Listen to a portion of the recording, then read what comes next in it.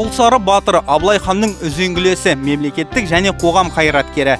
Батыр Қазақстанның солтүстігінде дүниеге келіп, осы жерде өмірінің соңына дейін еңбек етіп жерленген. Қазақтың Атығай руындағы Құдайбердінің тегінен шыққан ол заманында отандастарының арасында талассыз беделге ие болған. Ол шекаралас мемлекеттермен тату көршілік қатынастар орнатудың белсенді қолдаушысы болған. Құлсары батырдың есімі алғаш рет 1739 жылы құжаттарда кездеседі. Ол сол жылы Әбілмәмбет ханды таққа отырғызу салтанатына қатысқан. Дана әрі көреген дипломат ретінде Құлсары 30 жылдан аса уақыт бойы қазақ хандығын нығайтуға, оның сыртқы және ішкі саясатына белсенді атсалысты. Сондай-ақ ол қазақ руларының арасында бірлік пен тыныштықты қолдап, өз абыройы мен өткір сөзінің арқасында руішілік кикілжіңді шешіп отырған. Құлсары күллі өмірін солтүстік Қазақстан өңірінде өткізген. 8 қырлы бір сырлы тұлға әулие ретінде де белгілі. Ол көріп келдігінің арқасында алдағы қауіптерді сезіп, оларды алдын алу әрекет арқылы болдырмаған, науқастарды да емдеген. 2011 жылы Абылай ханның 300 жылдығына орай Құлсары батыр Бөрі ауылының мазары ашылды.